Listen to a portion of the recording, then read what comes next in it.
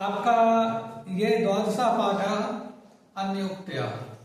इसका जो अगला श्लोक है, तीसरा श्लोक, प्रथम श्लोक और द्वितीय श्लोक को हम लोगों ने देख लिया है।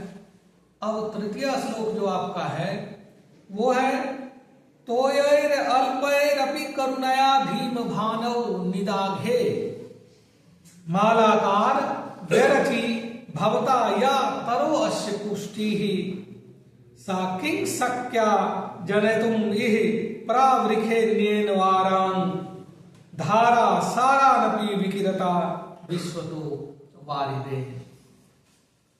श्लोक है, ध्यान देंगे। तोयः अल्पैः, तोयः, तोयः का अर्थ होता है क्या? तोय का अर्थ होता है जल। तोय का क्या अर्थ होता है? जल। अल्पैः बहुत थोड़ा। मालाकार, माली जो बाग का होता है वह बाग में वृक्षों को, पौधों को पानी देता है, सींचता है, संवारता है। मालाकार करुणया भीमवान, एकदम जब प्रचंड धूप होती है, सूर्य का प्रचंड तेज होता है, भीम भानौ, भीमः भानुः यस्मिन् स भीम भानौ।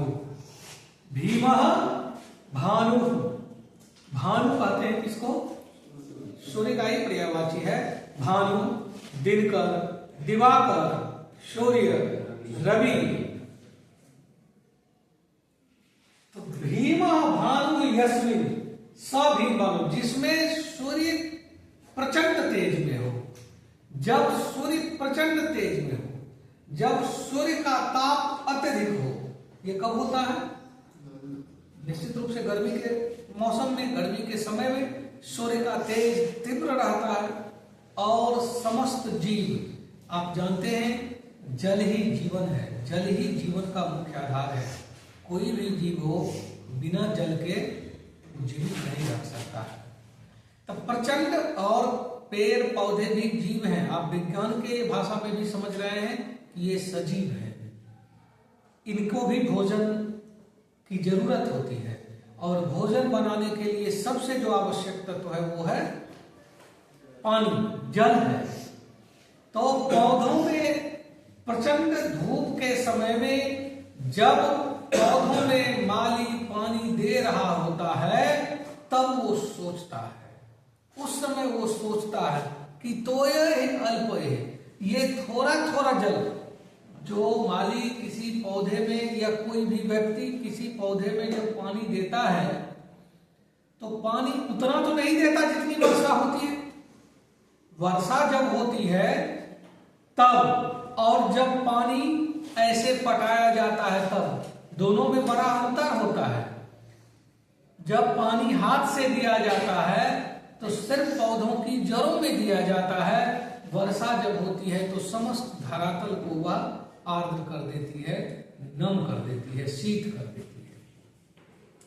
तो मालाकार सोचता है कि क्या इस पानी से वृक्ष की पुष्टि हो जाएगी, जल की पूर्णता हो जाएगी, जितना जल चाहिए उतना क्या वृक्ष को प्राप्त हो जाएगा।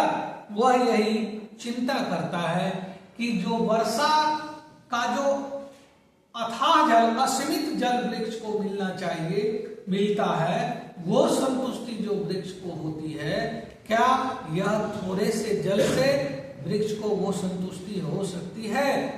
ऐसा माली सोचता है, ऐसा कहा गया है इस श्लोक के माध्यम से, कि वर्षा का जल जिस प्रकार से भूमि को संतुष्ट कर देता है, तृप्त कर देता है, उस तरह से यह हाथ से दिया जा रहा थोड़ा थोड़ा जल वृक्ष को, पौधों को उस प्रकार से संतुष्ट नहीं कर सकता है।